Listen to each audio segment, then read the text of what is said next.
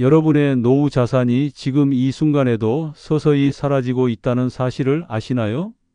놀랍게도 우리나라 65세 이상 노인 3명 중 1명은 자신의 돈을 제대로 관리하지 못해 소중한 노후 자금을 잃고 있습니다. 지난달에는 제 어머니의 친구분이 20년 동안 모아둔 3억 원을 장롱 속에 현금으로 보관하다가 화재로 모두 잃는 끔찍한 일이 있었습니다. 이 영상 끝까지 안 보시면 여러분의 평생 모은 돈이 하루아침에 증발할 수도 있습니다. 안녕하세요. 제 이름은 박현우입니다. 75세 은퇴 은행장으로 50년 가까이 금융업계에서 일하며 수많은 노인분들의 자산이 허망하게 사라지는 것을 목격했습니다. 여러분도 혹시 침대 밑이나 장롱 속에 현금을 보관하고 계신가요? 아니면 한 통장에 모든 돈을 넣어 두셨나요? 서울 강남구에 사는 78세 김영자 할머니는 평생 식당 일을 하며 모은 5천만 원을 집 암벽장 속에 숨겨두었다가 습기 때문에 2천만 원이 찢어지고 곰팡이가 피어 사용할 수 없게 되었습니다. 현금을 집에 보관하는 것은 습기나 화재뿐만 아니라 도둑의 위험도 있고 더 무서운 것은 시간이 지날수록 인플레이션으로 그 가치가 떨어진다는 점입니다. 예를 들어 5년 전 1억 원의 가치는 지금 약 8천만 원 정도로 줄어들었고 이것은 여러분의 돈이 아무것도 하지 않아도 매년 4%씩 사라지고 있다는 의미입니다. 대전에 사는 83세 이종호 할아버지는 치매 초기 증상이 나타나면서 집 안 여러 곳에 돈을 숨겨두었다가 본인도 기억하지 못해 3천만 원을 영영 찾지 못하게 되었습니다. 또 다른 충격적인 사례로 부산 해운대구의 71세 박미숙 할머니는 모든 재산 2억 원을 아들 명의 통장에 맡겼다가 아들의 사업 실패로 빚 독촉에 시달리는 채권자들에게 돈을 모두 빼앗기고 말았습니다. 더 안타까운 것은 법적으로 그 돈을 되찾을 방법이 전혀 없었다는 점입니다. 하지만 지금부터 제가 알려드릴 방법들을 따라하시면 여러분의 소중한 노후 자금을 안전하게 지키고 오히려 늘릴 수 있습니다. 제가 상담했던 광주의 68세 정순영 씨는 제 조언대로 자산을 분산 관리하기 시작한 지 3년 만에 원금은 안전하게 지키면서도 연 5%의 수익을 올릴 수 있었습니다. 오늘 제가 알려드릴 내용은 은행이나 금융기관에서는 절대 먼저 알려주지 않는 노후 자금 관리의 핵심 비결들입니다. 기존의 뻔한 조언이 아닌 실제 현장에서 50년간 일하며 깨달은 실질적인 노하우와 숨겨진 금융 혜택들을 모두 공개하겠습니다. 강원도 산불로 집이 전소된 76세 황명자 할머니는 집에 보관하던 현금 4천만 원을 모두 잃었지만 다행히 제 강연을 듣고 일부 자금을 금융기관에 분산 보관해 2억 원은 지킬 수 있었습니다. 이 영상이 도움이 된다고 생각하시면 좋아요와 구독 부탁드립니다. 지금부터 현금 보관의 위험성, 금융보호자 지정 방법, 자산 분산 관리의 기술, 65세 이상만 받을 수 있는 특별 혜택 등 여러분의 노후를 책임질 모든 금융 비법을 낱낱이 공개하겠습니다.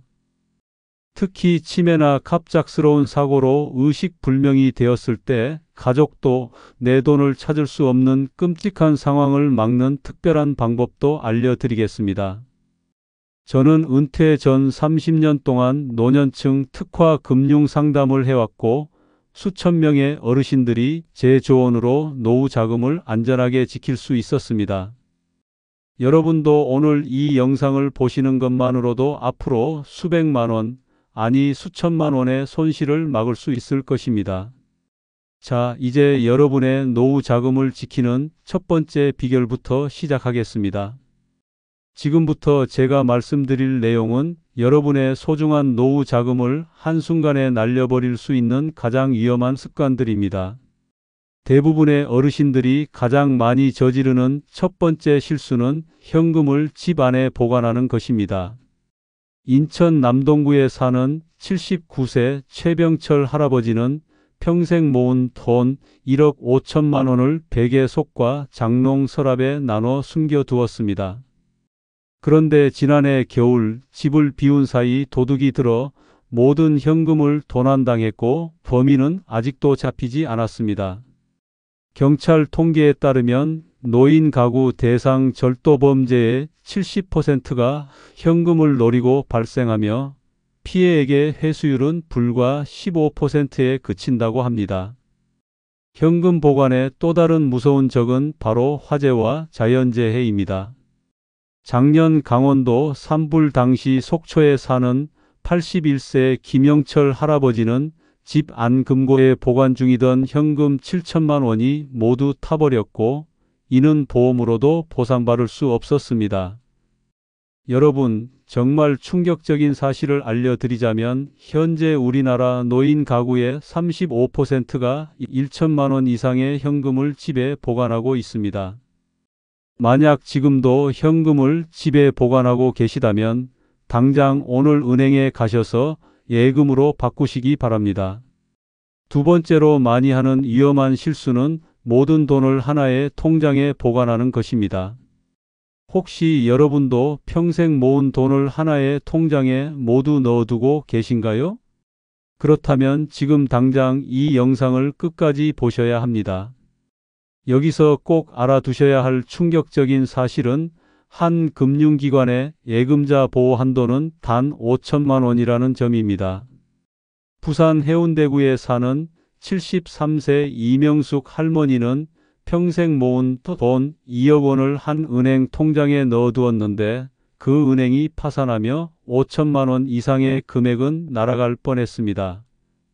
다행히 정부의 긴급 구제 조치로 피해는 면했지만 이러한 구제 조치가 항상 있는 것은 아닙니다.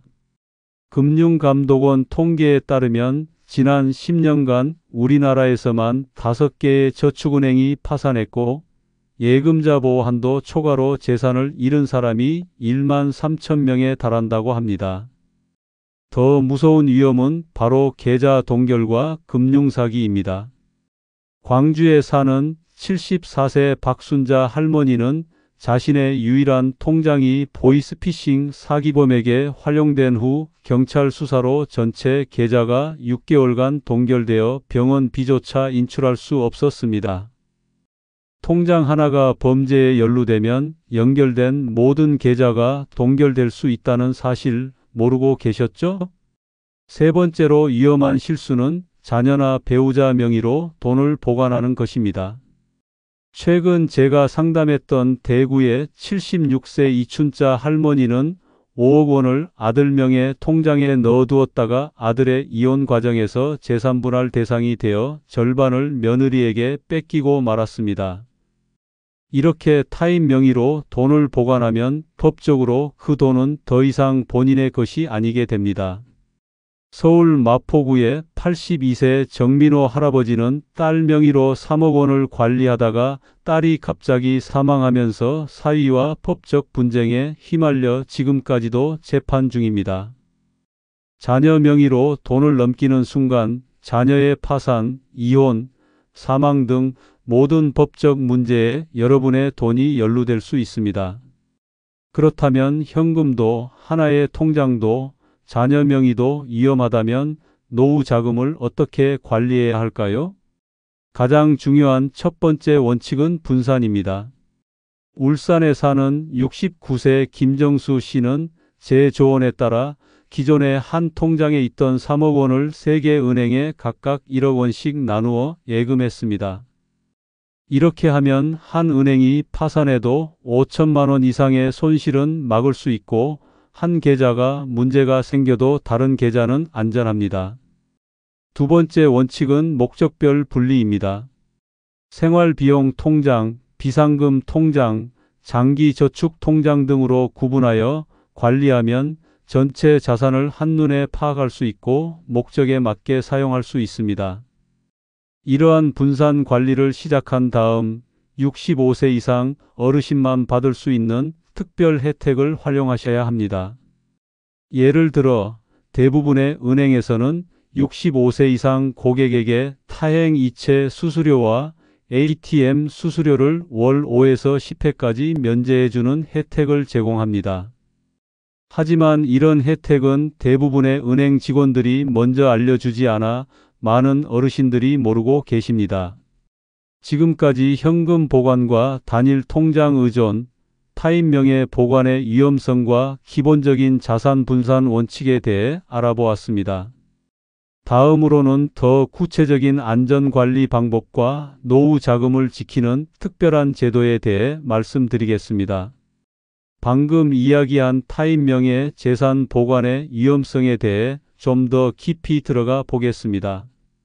많은 어르신들이 자신의 건강이 나빠질 것을 걱정하거나 상속세를 줄이려고 미리 자녀 명의로 재산을 옮기시는 경우가 많습니다. 과연 이것이 현명한 선택일까요? 절대 아닙니다. 이것은 여러분의 노후 자금을 완전히 잃을 수 있는 가장 위험한 방법 중 하나입니다. 서울 노원구에 사는 77세 장성민 할아버지는 치매에 걸릴까 걱정되어 1억 원을 아들 명의로 옮겼다가 아들이 부동산 투자에 실패하면서 모든 돈을 잃었습니다. 더 가슴 아픈 것은 법적으로 그 돈을 되찾을 방법이 전혀 없었다는 점입니다. 일단 돈이 자녀 명의로 넘어가면 그 돈은 법적으로 자녀의 소유가 되며 부모는 어떤 권리도 주장할 수 없게 됩니다. 자녀가 파산하거나 이혼하거나 사업에 실패하면 그 돈은 자녀의 채권자나 배우자에게 넘어갈 수 있습니다. 제가 은행에 근무할 때마다 보았던 가장 슬픈 광경 중 하나는 자녀에게 넘긴 돈을 되찾으려고 은행에 와서 울며 애원하는 노인분들의 모습이었습니다. 안타깝게도 은행은 이런 경우 전혀 도움을 드릴 수 없습니다. 또한 많은 분들이 모르시는 사실은 자녀 명의로 돈을 옮기면 증여세가 발생할 수 있다는 점입니다. 현재 부모가 자녀에게 줄 수 있는 증여세 면제 한도는 5천만 원이며 그 이상은 최대 50%의 세금이 부과될 수 있습니다. 경기도 수원에 사는 72세 박영숙 할머니는 아들에게 3억 원을 증여했다가 예상치 못한 증여세 6천만 원이 부과되어 큰 경제적 타격을 입었습니다. 그렇다면 자녀에게 재산을 맡기지 않고 안전하게 관리하는 방법은 무엇일까요? 바로 금융보호자 지정제도입니다. 이 제도는 많은 분들이 모르고 계시지만 2020년부터 시행된 매우 유용한 제도로 본인이 건강할 때 미리 신뢰할 수 있는 가족을 금융보호자로 등록해두는 것입니다. 금융보호자로 지정된 가족은 지정인이 의사결정 능력을 상실했을 때 제한된 범위에서 금융 업무를 대신할 수 있습니다. 예를 들어 병원비 납부, 공과금 결제, 일정 금액 내 출금 등이 가능합니다. 제주도에 사는 75세 강명자 할머니는 금융보호자로 딸을 지정해 두었는데 뇌졸중으로 의식불명 상태가 되었을 때 딸이 병원비를 바로 인출할 수 있어 큰 도움이 되었습니다. 금융보호자 지정은 매우 간단합니다. 본인 신분증만 가지고 은행에 방문하여 신청하면 되며 대부분 배우자, 직계존 비속, 형제 자매 등 가족을 지정할 수 있습니다. 하지만 가장 중요한 점은 반드시 본인이 의사결정 능력이 있을 때 미리 해두어야 한다는 것입니다. 치매 진단을 받거나 의식불명 상태가 된 후에는 이 제도를 활용할 수 없게 됩니다. 우리나라 현행 금융실명제 하에서는 본인 외에는 계좌 접근이 원칙적으로 불가능합니다. 이로 인해 갑작스러운 사고나 질병으로 의식불명 상태가 되면 가족도 돈을 인출할 수 없게 됩니다.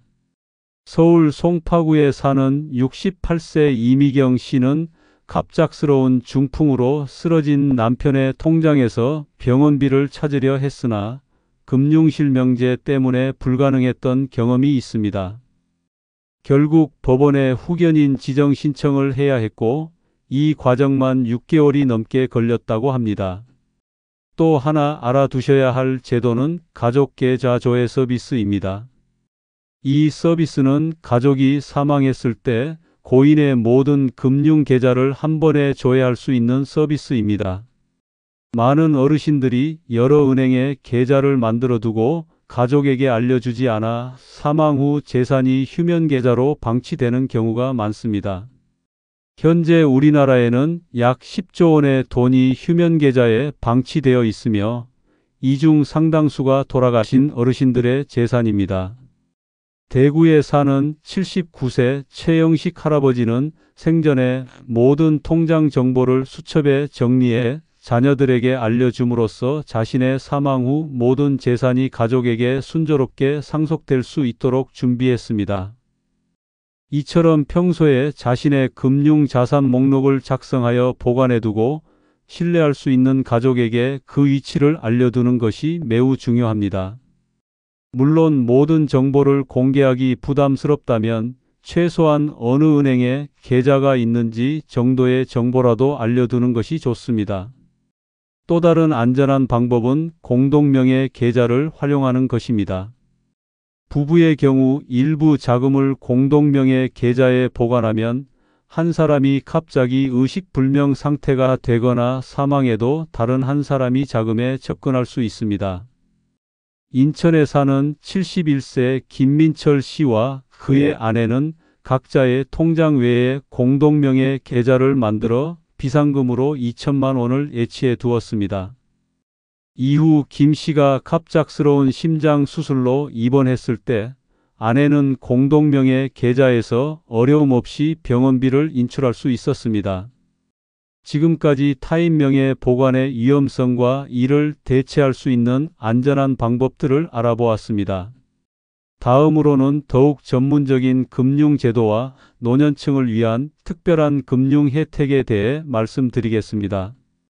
이제 우리 금융제도의 가장 큰 맹점과 이를 극복하는 방법에 대해 알아보겠습니다. 우리나라의 금융실명제와 개인정보보호법은 불법 자금 세탁과 개인정보 보호를 위해 반드시 필요한 제도이지만 노년층에게는 치명적인 약점이 될 수 있습니다. 이 금융제도의 가장 큰 맹점은 무엇일까요? 바로 갑작스러운 의식불명 상태나 치매와 같은 인지 장애가 발생했을 때 법적으로 가족조차도 그 사람의 계좌에 접근할 수 없다는 점입니다. 서울 양천구에 사는 78세 한영수 할아버지는 갑작스러운 뇌출혈로 의식불명 상태가 되었는데 부인과 자녀들은 할아버지의 통장에서 병원비를 인출할 수 없었습니다. 결국 부인은 사비로 병원비를 충당하다가 재정적으로 크게 어려워졌고 법원에 후견인 선임을 신청해야 했습니다. 후견인 선임 절차는 대략 6개월에서 1년까지 걸리며 법원 비용과 변호사 비용을 포함해 최소 300만 원 이상의 비용이 발생합니다. 하지만 이러한 문제를 미리 예방할 수 있는 제도가 있습니다. 바로 금융보호자 지정제도와 사전 지정 대리인 제도입니다. 금융보호자 지정 제도는 은행마다 조금씩 명칭이 다르지만 본인이 미리 금융보호자를 지정해두면 나중에 의사결정 능력을 상실했을 때 지정된 보호자가 제한된 범위 내에서 금융거래를 할 수 있게 해줍니다. 금융보호자가 할 수 있는 일은 은행마다 약간 차이가 있으나 보통 계좌 잔액 조회, 일정 한도 내 출금, 공과금 납부, 병원비 결제 등이 가능합니다. 이 제도의 가장 큰 장점은 법원의 후견인 선임 과정 없이도 즉시 필요한 금융 거래를 할 수 있다는 점입니다. 대전에 사는 73세 윤미경 씨는 2년 전 치매 판정을 받기 전에 미리 딸을 금융보호자로 지정해 두었습니다. 덕분에 요양원 비용과 병원비를 딸이 어머니의 계좌에서 직접 인출하여 납부할 수 있었고 복잡한 법적 절차와 비용을 피할 수 있었습니다. 지금 이 글을 보고 계신 여러분들, 본인이 건강할 때 반드시 금융보호자를 지정해 두세요. 지정 방법은 간단합니다.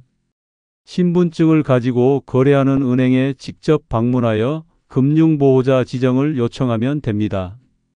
보통 배우자, 자녀, 부모, 형제, 자매 등 가족 중에서 지정할 수 있으며 은행별로 최대 3명까지 지정 가능한 곳도 있습니다.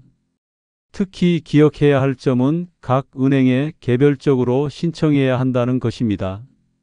어은행에서 지정했다고 해서 비은행에도 자동으로 적용되지 않으니 모든 거래 은행에 각각 신청하셔야 합니다. 금융보호자 지정과 함께 알아두면 좋은 것이 바로 사전 지정 대리인 제도입니다. 이 제도는 국민연금공단에서 운영하는 것으로 연금 수급자가 미리 대리인을 지정해두면 의사결정 능력 상실 시 지정된 대리인이 연금을 대신 수령할 수 있게 해줍니다. 인천 부평구에 사는 81세 조명자 할머니는 치매 증상이 시작되기 전에 아들을 연금 대리인으로 지정해 두었습니다. 이후 치매가 심해져 요양원에 입소하게 되었을 때 아들이 어머니의 연금을 대신 수령하여 요양원 비용으로 사용할 수 있었습니다. 사전 지정 대리인 신청은 국민연금공단 지사에 방문하거나 국민연금 홈페이지에서 온라인으로 할 수 있습니다. 이런 제도들을 활용하지 않으면 어떤 상황이 벌어질까요? 광주에 사는 75세 정민호 씨는 갑작스러운 뇌졸중으로 의식불명 상태가 되었는데 아내는 남편의 금융자산에 접근할 수 없어 병원비와 생활비 마련에 큰 어려움을 겪었습니다. 결국 고가의 주택을 급매로 처분해야 했고 시세보다 1억 원 이상 낮은 가격에 팔아 큰 재산 손실을 입었습니다. 이처럼 사전 준비가 없으면 가족들이 경제적, 정신적으로 큰 고통을 겪을 수 있습니다. 또 하나 중요한 팁은 정기적으로 자산 목록을 작성하여 신뢰할 수 있는 가족에게 알려두는 것입니다. 자산 목록에는 은행명, 계좌번호, 개설일, 대략적인 잔액, 용도 등을 기록해두면 됩니다. 모든 세부 사항을 공개하기 꺼려진다면 최소한 어느 은행에 계좌가 있는지 정도만 알려두어도 큰 도움이 됩니다. 울산에 사는 77세 김영철 할아버지는 통장 정리의 날을 만들어 매월 첫째 주 월요일에 모든 통장을 점검하고 변동사항을 기록해 두었습니다.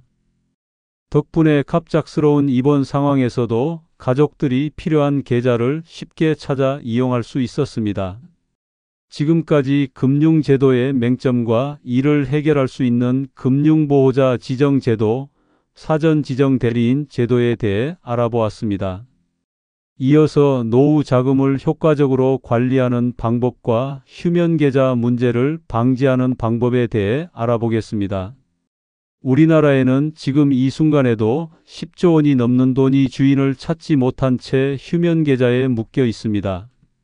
이 엄청난 금액 중 상당수가 돌아가신 어르신들의 재산이라는 사실 알고 계셨나요? 지금 이 영상을 보시다가 중간에 그만두시면 여러분의 소중한 재산이 영원히 묻혀버릴 수도 있습니다. 휴면계좌란 1년 이상 거래가 없는 계좌를 말하며 이러한 계좌는 자동으로 휴면 상태로 전환됩니다. 서울 강서구에 사는 84세 이정숙 할머니는 10년 전 만든 후 잊어버린 적금 통장이 있었는데 그 통장에는 2천만 원이 넘는 금액이 들어 있었습니다. 할머니의 기억력이 점점 나빠지면서 그 통장의 존재를 완전히 잊어버렸고 결국 그 돈은 휴면계좌로 전환되었습니다. 할머니가 돌아가신 후 자녀들은 그런 계좌가 있었는지도 몰라 찾지 못했고 그 돈은 지금까지도 서민금융진흥원에 묶여 있습니다. 휴면계좌가 되면 일반 은행 창구에서 인출이 어려워지고 서민금융진흥원을 통해 별도 신청을 해야 합니다. 더 큰 문제는 가족들이 그런 계좌가 있었는지조차 모르는 경우가 많다는 점입니다. 경기도 수원에 사는 71세 박지영 씨는 우연히 휴면예금 찾아줌 서비스를 통해 30년 전 어머니 명의로 개설된 휴면계좌를 발견했고 상속 절차를 통해 3천만 원이 넘는 돈을 찾을 수 있었습니다. 이런 휴면 계좌를 예방하는 가장 간단한 방법은 6개월에 한 번씩 모든 계좌에 소액이라도 입출금 거래를 하는 것입니다. 만약 이미 휴면 상태가 된 계좌를 찾고 싶다면 휴면예금 찾아줌 서비스나 내 계좌 한눈에 서비스를 이용하면 됩니다. 이 서비스는 인터넷이나 전화로도 이용 가능하며 1397번으로 전화하면 상담원의 도움을 받을 수 있습니다.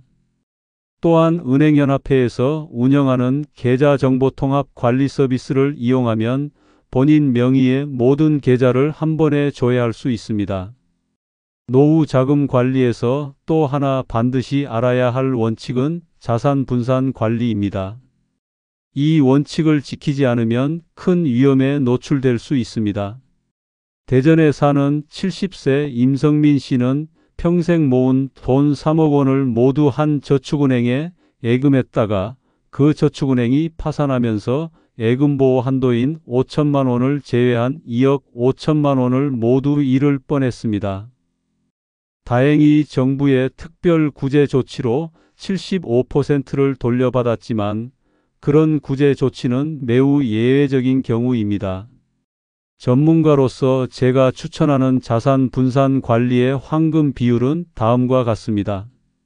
첫째, 한 금융기관에 5천만 원 이상 예치하지 마십시오.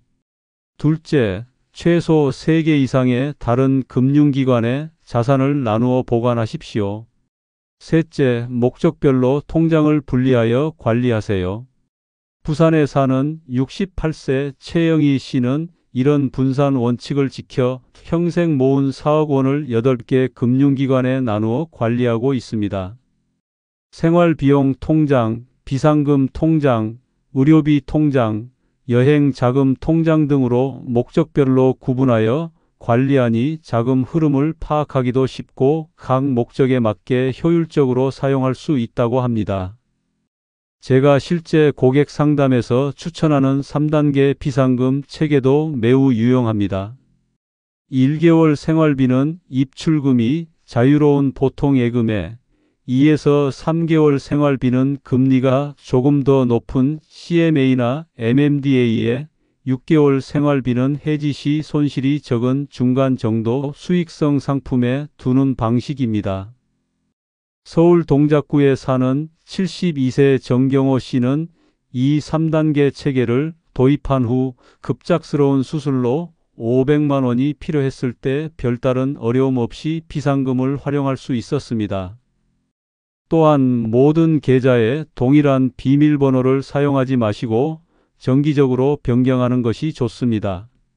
금융사기범들은 한번 비밀번호를 알아내면 동일한 번호를 다른 계좌에도 시도하는 경우가 많습니다. 경북 포항에 사는 76세 김만수 할아버지는 모든 계좌에 동일한 비밀번호를 사용하다가 한 계좌가 해킹당한 후 연달아 5개 계좌에서 돈이 인출되는 피해를 입었습니다. 또 한 가지 중요한 팁은 금융상품 가입 시 해지 조건과 중도해지 불이익을 반드시 확인하는 것입니다.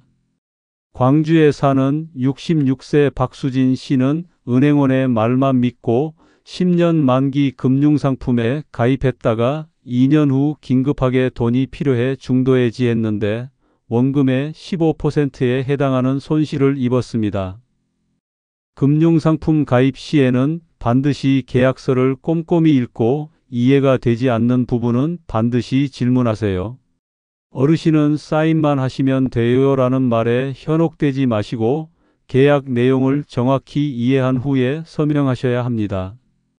65세 이상 고객을 위한 특별 금융 혜택도 놓치지 마세요.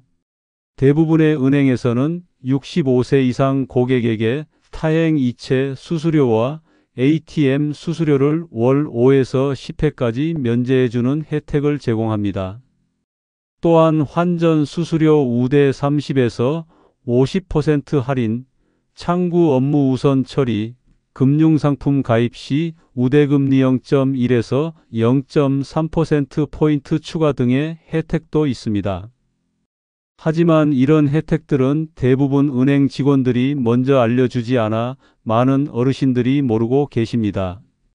울산에 사는 67세 이미경 씨는 은행 직원에게 65세 이상 혜택에 대해 직접 문의한 후 매달 약 2만 원의 수수료를 절약할 수 있게 되었습니다.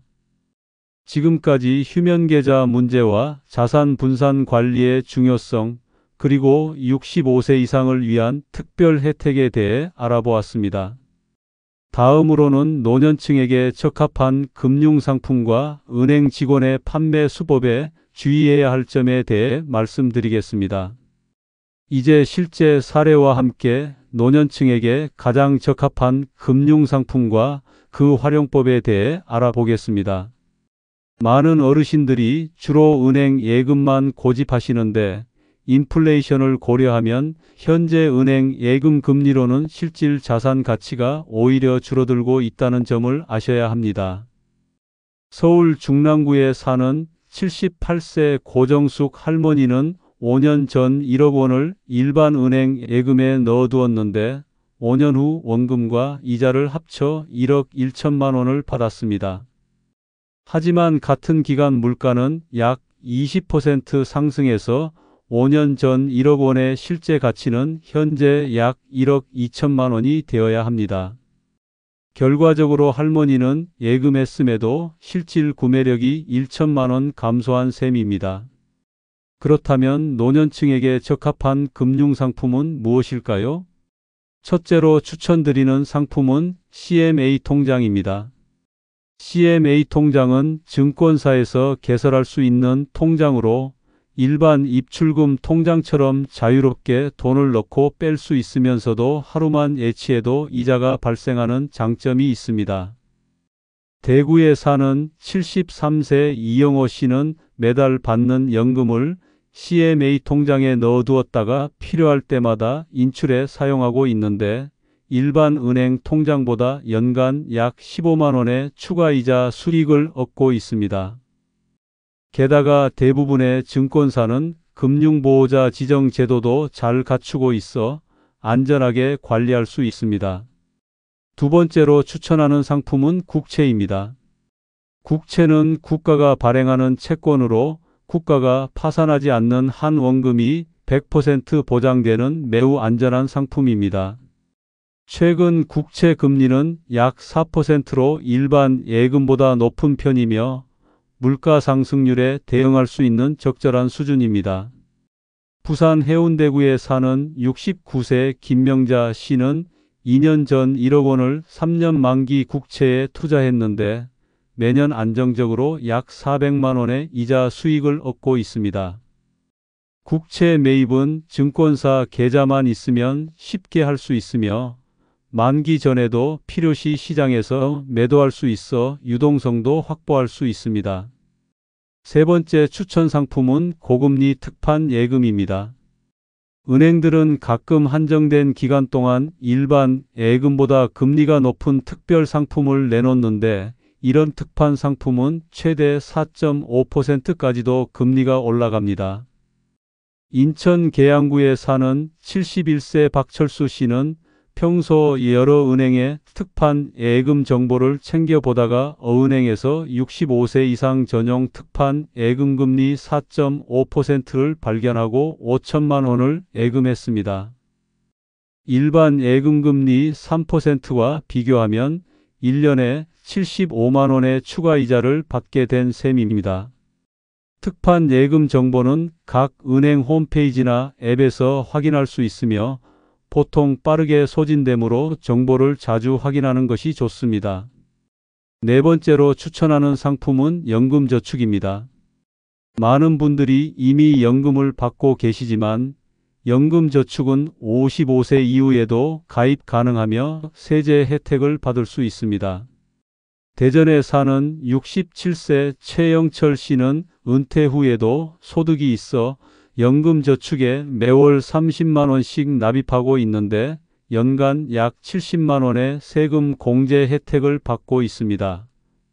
특히 만 70세가 넘으면 의무 가입 기간이 5년에서 3년으로 줄어들어 더 빨리 연금 형태로 받을 수 있다는 장점이 있습니다. 다섯 번째 추천 상품은 ISA 계좌입니다. ISA는 다양한 금융 상품을 한 계좌에서 관리하며 세제 혜택을 받을 수 있는 통합 계좌입니다. 최근에는 상속형 ISA도 출시되어 가입자가 사망할 경우 지정한 사람에게 계좌 자산이 상속세 없이 바로 이전될 수 있어 매우 유용합니다.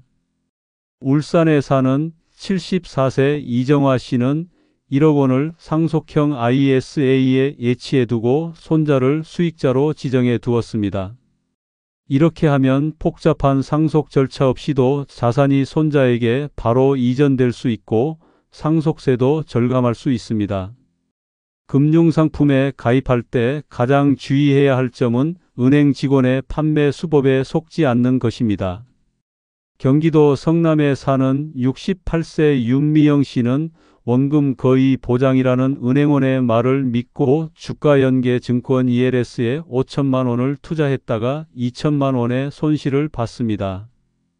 거의라는 모호한 표현에 속지 마시고 원금이 100% 보장되는지 명확하게 확인하셔야 합니다. 또한 오늘까지만 특별금리 곧 마감됩니다 라는 말로 급하게 결정하도록 유도하는 판매 방식에도 주의하세요. 서울 강동구에 사는 65세 한미자 씨는 이런 말에 속아 10년 동안 중도해지가 불가능한 저축성 보험에 가입했다가 큰 후회를 했습니다. 금융상품 가입 전에는 반드시 집에 돌아가서 가족과 상의하거나 하루 이틀 더 생각할 시간을 가지세요. 금융상품 계약서는 글씨가 작고 내용이 어려워 많은 어르신들이 제대로 읽지 않고 서명하는 경우가 많습니다. 계약서 내용이 이해되지 않으면 반드시 직원에게 쉽게 설명해 달라고 요청하시고 필요하다면 신뢰할 수 있는 가족과 함께 방문하는 것도 좋은 방법입니다. 지금까지 노년층에게 적합한 금융상품 5가지와 은행 직원의 판매 수법에 주의해야 할 점에 대해 알아보았습니다. 이어서 노후 자금을 더욱 체계적으로 관리할 수 있는 신탁 제도에 대해 자세히 알아보겠습니다. 여러분, 지금 당장 이 정보를 알지 못하면 노후에 갑작스러운 질병이나 사고로 의사결정 능력을 잃었을 때 여러분의 소중한 재산이 전혀 활용되지 못하는 끔찍한 상황이 올 수 있습니다. 그 해결책이 바로 신탁제도입니다. 신탁이란 본인이 정한 특정 목적을 위해 자산을 금융기관에 맡기고 미리 정한 방식대로 관리하고 전달하도록 하는 계약입니다. 신탁의 가장 큰 장점은 무엇일까요? 바로 본인이 의식불명 상태나 치매 등으로 의사결정 능력을 상실하더라도 미리 정해둔 조건과 방식대로 자금이 사용된다는 점입니다. 서울 도봉구에 사는 83세 김영수 할아버지는 3년 전 2억 원으로 요양비 신탁을 설정해 두었습니다. 지난해 할아버지가 중증 치매 진단을 받고 요양원에 입소하게 되었는데 신탁 계약에 따라 매달 요양원 비용이 자동으로 지급되어 가족들의 부담을 크게 줄일 수 있었습니다. 만약 신탁을 설정해 두지 않았다면 가족들은 법원의 후견인 신청을 해야 했고 그 과정에만 최소 6개월 비용도 수백만 원이 들었을 것입니다. 신탁은 크게 금전 신탁과 부동산 신탁으로 나눌 수 있는데 노년층에게는 주로 금전 신탁이 활용됩니다. 금전 신탁은 다시 용도에 따라 생활비 신탁, 요양비 신탁, 의료비 신탁, 상속 신탁 등으로 구분됩니다. 생활비 신탁은 매월 정해진 날짜에 정해진 금액이 본인 계좌로 자동 입금되는 방식입니다. 경기도 고양시에 사는 71세 이수영 씨는 보유 자금 1억 원으로 생활비 신탁을 설정해 매월 50만 원씩 10년간 받을 수 있도록 했습니다. 이렇게 하면 충동적으로 큰 금액을 소비하는 것을 방지하고 계획적인 생활이 가능합니다. 요양비 신탁은 본인이 요양시설에 입소하게 될 경우 요양원 비용이 자동으로 지급되도록 설계된 신탁입니다. 부산 수영구에 사는 79세 박정희 할머니는 딸에게 재정적 부담을 주기 싫어 3억 원으로 요양비 신탁을 설정했습니다. 이후 할머니가 뇌졸중으로 요양원에 입소하게 되었을 때 매달 요양원 비용이 자동으로 지급되어 딸은 경제적 부담 없이 어머니를 돌볼 수 있었습니다. 의료비 신탁은 갑작스러운 중병이나 수술 등 고액 의료비가 필요할 때를 대비한 신탁입니다.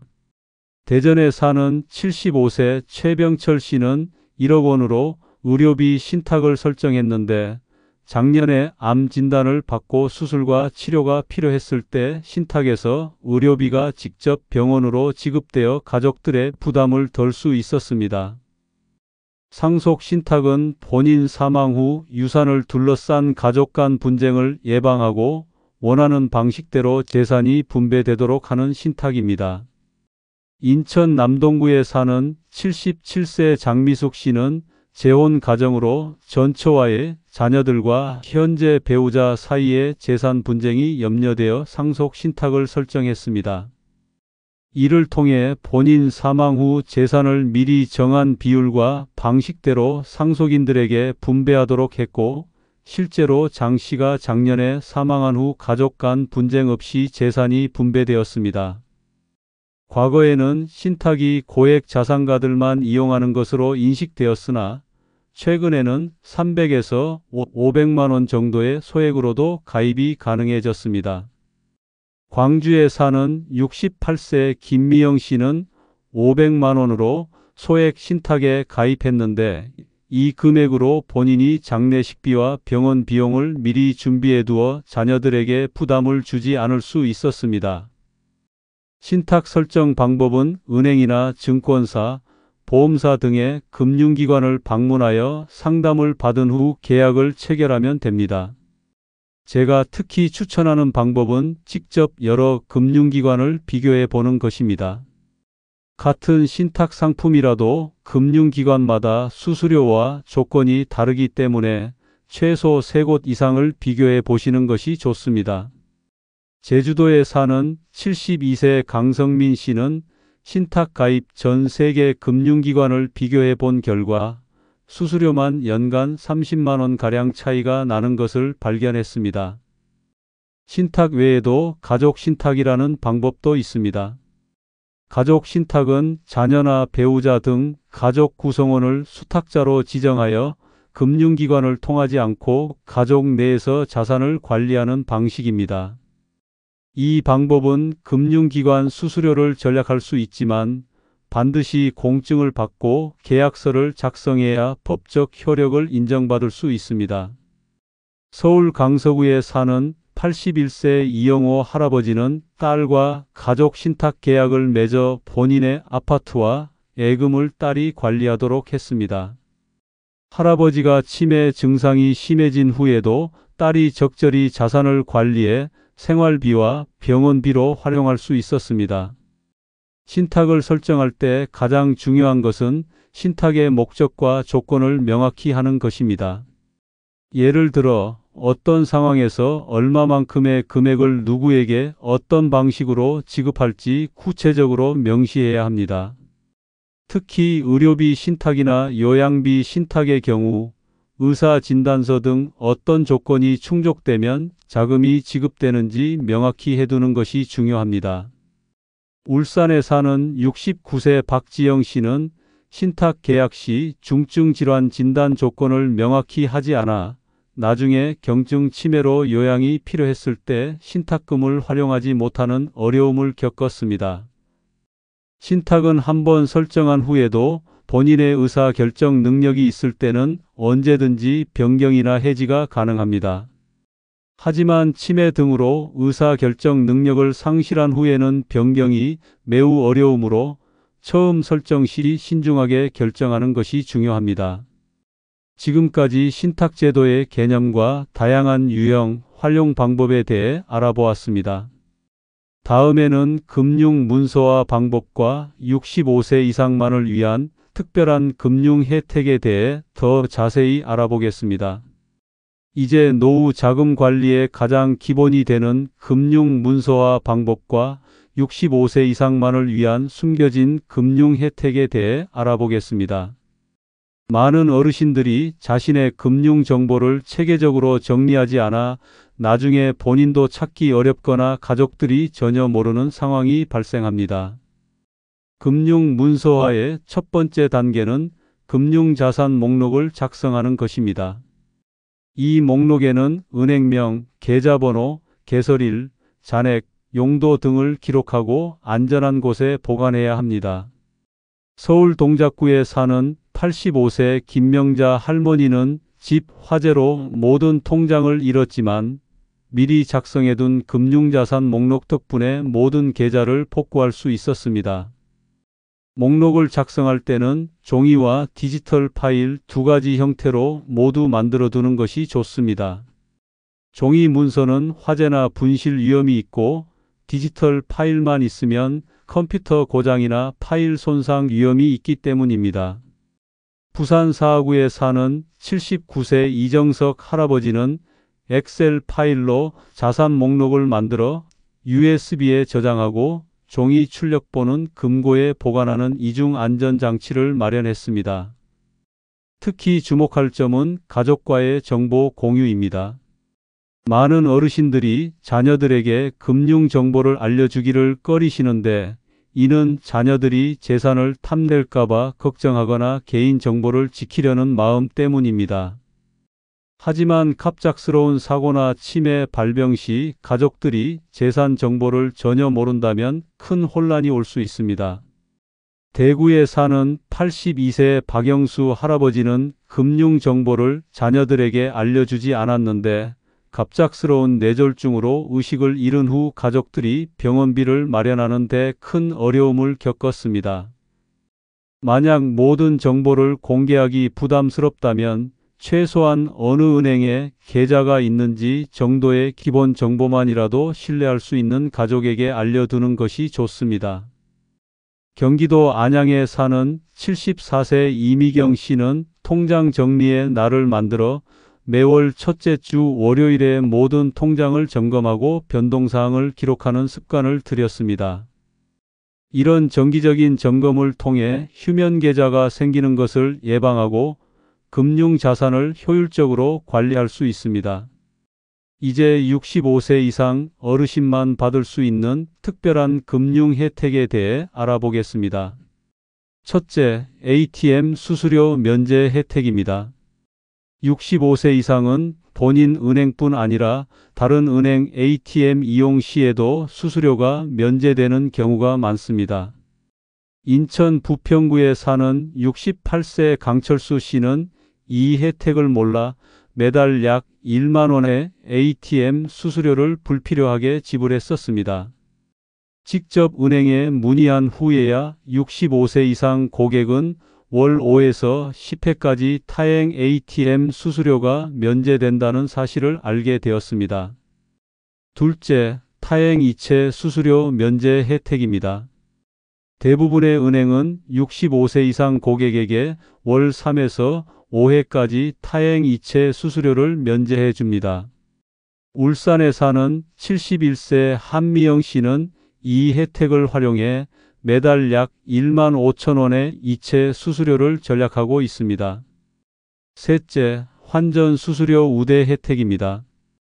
65세 이상 고객은 해외여행 계획 시 환전 수수료를 30에서 50%까지 할인받을 수 있습니다. 광주에 사는 67세 임성호 씨는 일본 여행 전 100만 원을 엔화로 환전하면서 이 혜택을 활용해 약 5천 원의 수수료를 절약했습니다. 넷째, 창구 업무 우선 처리 혜택입니다. 일부 은행에서는 65세 이상 고객의 창구 업무를 우선적으로 처리해주는 제도를 운영하고 있습니다. 서울 관악구에 사는 76세 최영자 할머니는 은행 업무를 볼 때 이 제도 덕분에 오랜 시간 줄을 서지 않고 빠르게 처리할 수 있어 매우 편리하다고 합니다. 다섯째, 금융상품 가입 시 우대금리 혜택입니다. 많은 은행에서 65세 이상 고객이 정기예금이나 적금에 가입할 경우 0.1에서 0.3%포인트 더 높은 금리를 제공합니다. 경남 창원에 사는 73세 박지영 씨는 이 혜택을 활용해 5천만 원 예금에서 연간 약 15만 원의 추가 이자 수익을 얻고 있습니다. 여섯째, 실버 전용 금융상품 혜택입니다. 65세 이상만 가입할 수 있는 특별 금융상품들이 있어 더 높은 금리나 우대 혜택을 받을 수 있습니다. 대전에 사는 70세 김영철 씨는 실버 전용 정기예금에 가입해 일반 고객보다 0.5%포인트 높은 금리를 적용받고 있습니다. 하지만 이런 혜택들은 대부분 은행 직원들이 먼저 알려주지 않아 많은 어르신들이 모르고 지나치는 경우가 많습니다. 반드시 은행 방문 시 65세 이상 고객 혜택이 있나요? 라고 직접 물어보시기 바랍니다. 제주도에 사는 69세 이미숙 씨는 이렇게 직접 문의한 후 알게 된 혜택들을 모두 활용해 매년 약 50만 원의 금융 비용을 절약하고 있습니다. 지금까지 금융 문서화 방법과 65세 이상만을 위한 특별한 금융 혜택들에 대해 알아보았습니다. 이어서 지금까지 설명한 모든 내용을 종합하고 노후 자금 관리의 핵심 원칙을 정리해 보겠습니다. 드디어 마지막으로 지금까지 말씀드린 모든 내용을 종합하고 여러분의 노후 자금을 안전하게 지키기 위한 핵심 원칙을 정리해 드리겠습니다.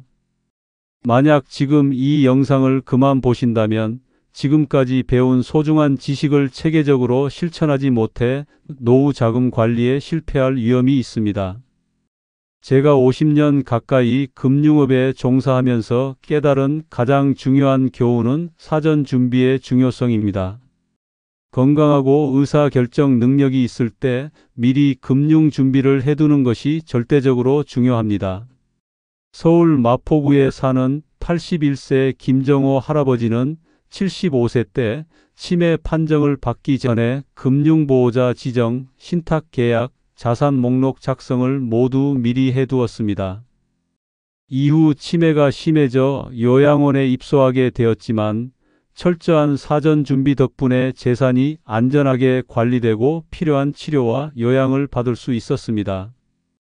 반면 경기도 수원에 사는 78세 이영수 할아버지는 아무런 준비 없이 갑작스럽게 뇌졸중으로 쓰러진 후 가족들이 재산 접근과 관리에 큰 어려움을 겪었습니다.